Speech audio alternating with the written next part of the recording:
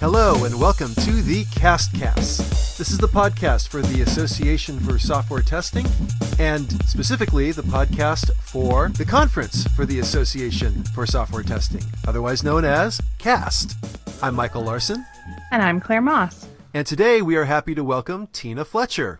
Hello. So Tina, we like to start off each of these episodes by encouraging the origin story, so to speak, for each of our guests. So tell us a little bit about yourself, who you are, what you've done, what you are doing, and what brings you to CAST this year. Sure. I'll start way back at the beginning. When I was going to school, my computer science degree had an optional internship program. Decided to do the internship, and when I was reviewing the job postings that were available, I saw all these jobs that were for software testing. This was a surprise to me because at that point, the only career I really knew about that you could do with a computer science degree was programming. So given that the internship was supposed to be all about learning and figuring out what you might want to do after school, I figured I would give one of those testing jobs a shot. So over the next year or so, I found out that yes, testing was indeed a real career path and was really fun on top of that. So here I am now, more than 10 years later, still really enjoying it.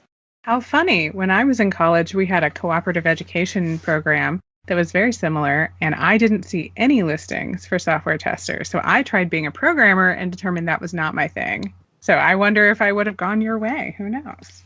It is exciting to see that we do now have software testing options as a career, so that people either going into school or coming out of school are actively considering software testing options. Whereas we're so used to the idea of testing, yeah, I just sort of fell into it. That was certainly the case for me and a lot of other people that I talked to. Yet I have had a chance at other conferences to now talk to people who said, oh yeah, I decided that I wanted to be a software tester from the outset. In fact, I went to school with that in mind for that being my career. So times are changing. Yeah, wow, that's surprising and good to hear, I guess. I mean, as I just said, we had the testing jobs available for the internship, but it was never really covered as a separate topic in any of my courses at the time. So maybe that's different now.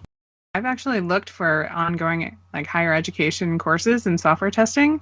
Since I'm in Atlanta, we have quite a few colleges here, and I found one course at one college. All right. So we got some work to do there. Tina, I see that your topic is reducing risk when changing legacy code.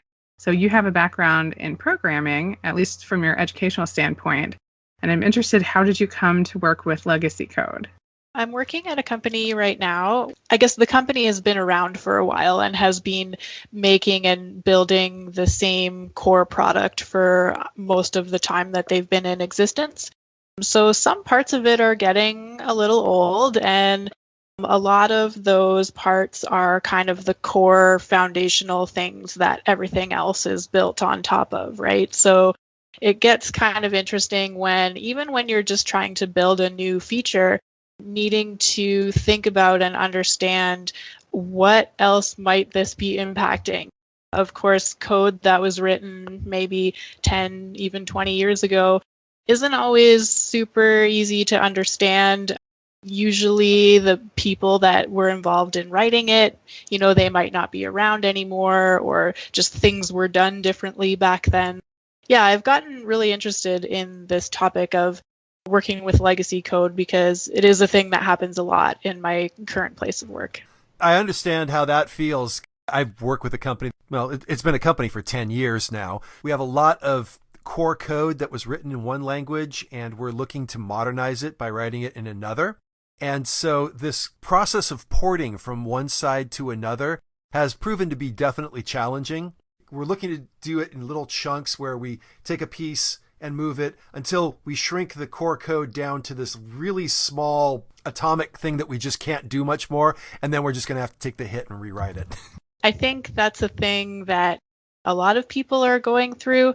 At least people that I've talked to, every time I kind of bring this up, I do get that reaction of, hey, yeah, I've had that experience, or I'm having that experience too. But I feel like working with legacy code isn't really maybe the sexiest or most exciting topic that you see headlining all the conferences. It's more always about cool new technology that people want to learn. And while that's also great, I feel sometimes like the other side of things doesn't get quite enough attention.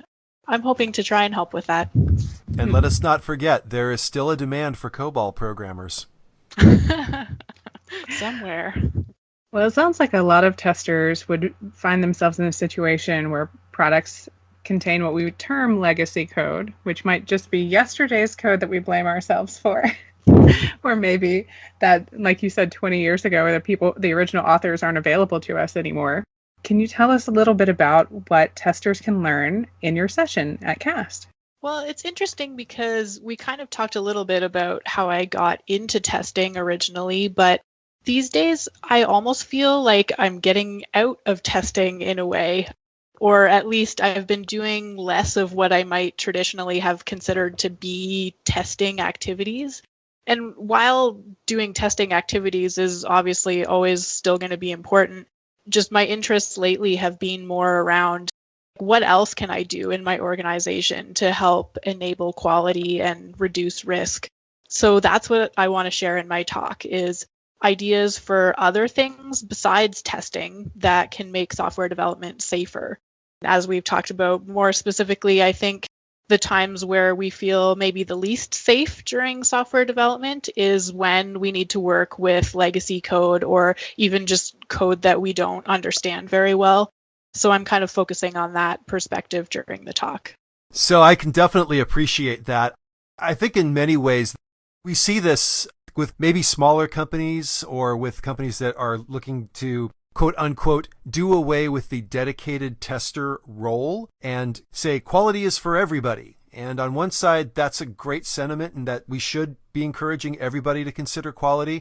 But on the flip side to that, we also want to be aware of the fact that there is some subject matter expertise that we can bring to the fore and we can use it to help inform quality decisions. But like you as well, we are seeing that there are so many things that need to be done. And in our small team, we need to be able to stretch out who can do them so that it doesn't fall on one person. I'm very much of the mind that, yes, I think that software testers would do well to say, hey, this is a great opportunity. What other things can I do to bring quality to the organization? Oftentimes that means we wear many hats.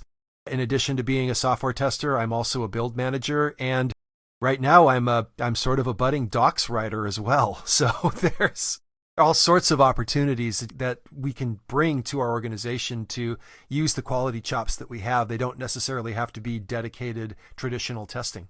Yeah, for sure. When you think about why am I doing testing, it's because you want to help improve the quality of the software that you're shipping. I just think that there are a lot of other things you can do that also achieve that goal of improving quality and increasing safety during development that might not look exactly like testing. I've been exploring a lot of those over the past year or so. So when I'm looking at the CAST options for the different sessions I could attend, and I'm trying to figure out, Tina is going to be doing this talk, should I go? How would I know if I'm going to fit her target audience? I guess I would say my talk could be relevant to just about anyone in just about any role who's working with, I guess, legacy code, but also any other type of code that they maybe are feeling nervous about and just want to gain more confidence that they have a clear picture of what they're doing and what they're impacting.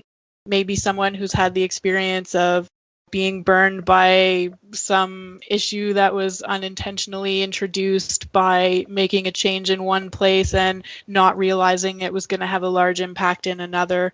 So yeah, I guess anyone who's really just feeling a little uncertain maybe in their day-to-day about just looking for more strategies to gain that confidence that they really know what they're doing and that it's going to be safe. I love the idea of learning from other people's experiences in order to come up with new ways of analyzing the information to help me see my situation more clearly and what risks I'm dealing with versus what I may have thought the situation was. This sounds like a really valuable session for our attendees. I hope so. Well, we certainly look forward to hearing more about it. And for those of you who are listening and want to definitely get a chance to interact with Tina and find out more about what she's talking about, we encourage you to come to CAST, which again is going to be in Nashville, Tennessee in August. And you can go to www.associationforsoftwaretesting.org, click on the link for CAST 2017 and sign up. And with that, we'd like to thank you for joining us today, and we look forward to seeing you on future episodes of the CASTcast, and we'll talk soon. Thank you. Thanks, y'all.